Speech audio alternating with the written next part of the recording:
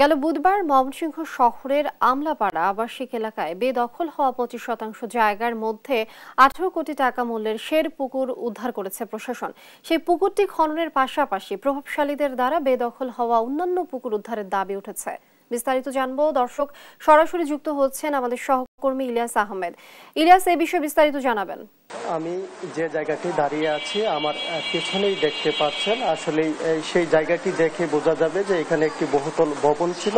আসলে সেটি কিন্তু বহুতল ভবনের জায়গা নয়, সেখানে একটি পুকুর ছিল। 1984 সালে সেই পুকুরটি কিন্তু লিজ দেওয়া হয়েছিল এবং এরপর থেকেই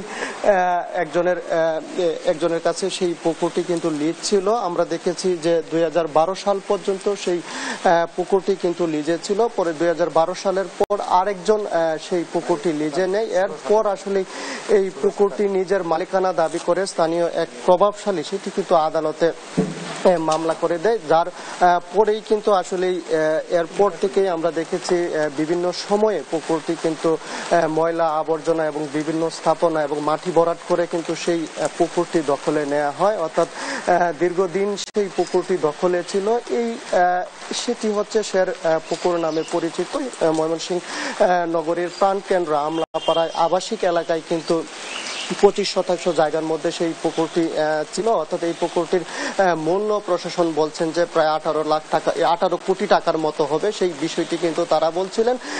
এবং এই পুকুরটির মতো আমরা দেখেছি ময়মনসিংহ শহর সহ জেলায় কিন্তু প্রায় শতাধিক পুকুর এরকম ভাবে বেদখল হয়ে আছে এবং সেই বেদখল হওয়া পুকুরগুলো উদ্ধারে কিন্তু নাগরিক সমাজের নেতৃবৃন্দ যারা আছেন তারা কিন্তু দাবি জানিয়েছেন এবং এই শের পুকুরটি উদ্ধারের পর আসলে প্রশংসায় বাড়ছেন প্রশাসন এবং নাগরিক সমাজের নেতৃবৃন্দ সহ সাধারণ মানুষ যারা আছেন তারা বলছেন যে পূর্বের নেই পুকুরটি খনন করে যেন সাধারণ মানুষের ব্যবহারের উপযোগী করা হয়, সেই বিষয়টি কিন্তু তারা বলছিলেন। আমরা এই যে একের পর এক ময়মনসিংহ নগরীতে এবং জেলাতে পুকুর বেদখল হচ্ছে, বহুতল ভবন হচ্ছে, সেইগুলো প্রভাবশালীরা করছেন। এই বিষয়টি নিয়ে আমরা একজন নাগরিক সমাজের নেতা রয়েছেন, অর্থাৎ ময়মনসিংহ মহানগর শাখার সুজনের সম্পাদক আলী ইউসুফের সঙ্গে আমরা একটু যুক্ত হব। জানতে চাই এই যে একের পর এক পুকুর বেদখল হচ্ছে, ভরাট হচ্ছে, বহুতল ভবন হচ্ছে, এই বিষয়টিকে কিভাবে দেখছেন এবং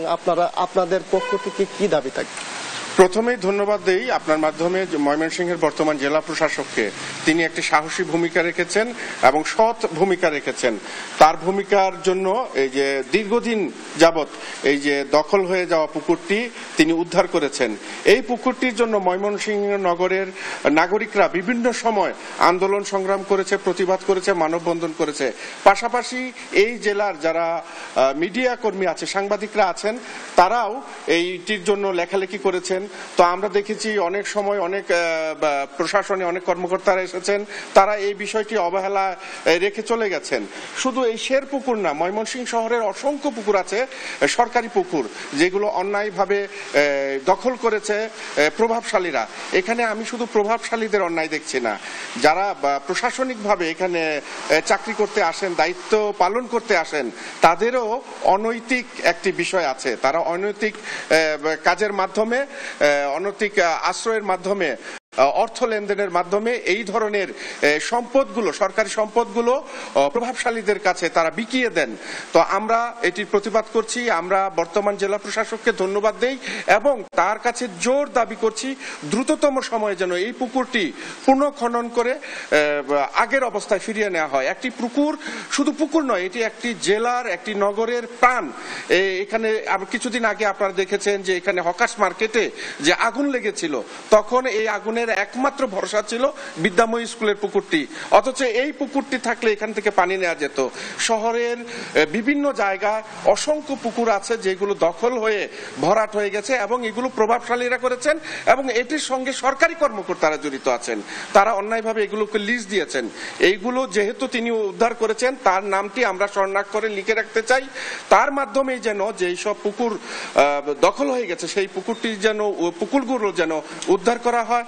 পাশাপাশি সরকারি অনেক সম্পদ আছে যেগুলো অন্যায়ভাবে লিজ দেওয়া হয়েছে, এবং যেখানে লিজ দেওয়া সম্পদে মাটিতে যেখানে ভবন নির্মাণ করা যায় না পাকা, সেখানেও বহু উচ্চ ভবন নির্মাণ করা হচ্ছে। তা আমরা চাই দ্রুততম সময়ে সেগুলো উদ্ধার করা হোক। ধন্যবাদ আপনাকে।